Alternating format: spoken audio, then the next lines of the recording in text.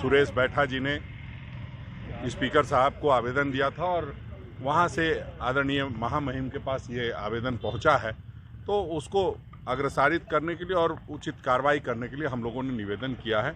और हम समझते हैं कि उनकी सदस्यता बहुत जल्द रद्द हो जानी चाहिए। अब तक रद्द हो जानी चाहिए थी। जब देर हुई है तो हम लोग महामहिम के पास आए हैं और महामहिम से हमने निवेदन किया है कि जल्द से जल्द इस पर आप कार्रवाई करके सदस्यता को रद्द करने के संदर्भ में आगे जो है भाजपा जिस तरह से उनके बयान के पीछे लगी है, तो ऐसा लगता है कि भाजपा में या तो वो जाने वाला है या भाजपा उनमें जाने वाली है, कुछ तो है। बन्ना जी ने ये चाहिए और स्वाभाविक है कि जब हम जाति प्रमाण पत्र गलत दिए हैं तो हम कहीं ना कहीं जो नियम कानून है, संविधान है, उसका उल्लंघन किए हैं, तो कार्रवाई तो होनी चाहिए और सदस्यता खारिज होनी चाहिए। एक बात है, ऐसा कोई बात नहीं है कि जानबूझकर और दलित हैं इसलिए ऐसी बातें आ रही है। आपने देखा होगा कि उनके जाति प्रमाण पत्र को खारिज कर दिया गया है। जो कमेटी है उसके द्वारा उसको गलत साबित कर दिया गया। बैठा जी यहाँ पर हैं, बैठा जी खुद विधानसभा अध्यक्ष को आवेदन दे चुके। आवेदन के बाद विधानसभा अध्यक्ष के द्वारा इनके आवेदन को राज्यपाल महोदय को अग्रसारित कर दिया गया उस पर कार्रवाई करने के लिए। कार्रवाई में चूंकि विलम्ब हो रही है, इसलिए हम लोग कांग्रेस के लोग, झारखंड मुक्ति मोर्चा के लोग आज उनसे मिल करके उनसे आग्रह करने आए हैं कि इस पर जल्द से जल्द कार्रवाई हो और जो भी उचित न्याय हो वो मिलना चाहिए।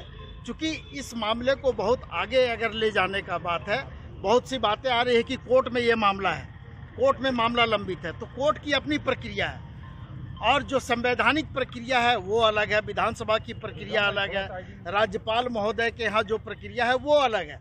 इसलिए हम लोग चाहते हैं कि जल्द से जल्द न्याय मिले और उस न्याय के इंतजार में हम लोग आज हैं और आगे भी रहें। गए थे और उनको चुनाव लड़ने दिए तो उतना तो सम्मान बनता है सरजू राय जी का। अगर उन्होंने उनके लिए इतना किया है तो करना चाहिए, क्योंकि जब भी कोई बात आती है और परसेप्शन लगता है कि गलत हो रहा है तो मंत्री जी ने उस बात को जब वापस ले लिया तो अभी भी बेकार में वो देखिए 54 लोगों की बात वो कह रहे हैं, वो भुगतान नहीं हुआ है। आज भी जो उन्होंने बयान दिया है वो गलत दिया है और किस आधार पे वो कहाँ से ये साक्ष्य जुटा रहे हैं, गोपनीयता का मामला है। विभाग में जब भी जी जिस पार्टी में थे 5 साल तक लगातार बोलते रहे, कोई सुनने वाला नहीं था, अंत में उनको टिकट से बेदखल कर दिया गया। ये सही है कि वो मुख्यमंत्री जी को चुनाव हरा दिए, तो पहले वो लोग आपस में फरियाले कि आदरणीय सीपी सिंह जी ने उनकी बातों का समर्थन किया है कि वो भाजपा में है कि भाजपा में जाने वाले हैं कि भाजपा के लोग उनके समर्थन में काम करने वाले हैं, वो सब तय कर लेने दीजिए। हमारा काम हम करेंगे, उनको करने की आवश्यकता नहीं है। उन्होंने कहा है और बहुत सारी चीज़ें जो नहीं होनी चाहिए थी वो हुआ है। उनको बगैर जानकारी के बातें नहीं रखनी चाहिए।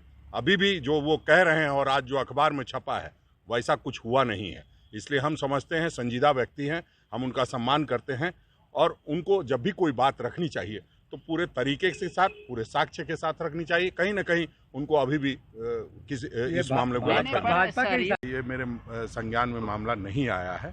मैं आज ही दिखवाता हूं और इसको फिर जितनी जल्दी से जल्दी जो भी उचित कार्रवाई होगी करेंगे। जो आश्वासन महामहिम देते हैं उन्होंने दिया है। लेकिन जांच कमेटी के फैसले के खिलाफ वो न्यायालय में गए हैं समरीलाल। देखिए, जब तक हाईकोर्ट में कोई न्यायालय में कोई उनको स्थगन आदेश नहीं प्राप्त हुआ है और न्यायालय में तो आदरणीय बंधु जी भी गए, लेकिन उनकी सदस्यता समाप्त हो गई है। तो उसी तरह जिस तरह से बाकी लोगों पर कार्रवाई की जाती है उसी तरह इस मामले में भी कार्रवाई होनी चाहिए।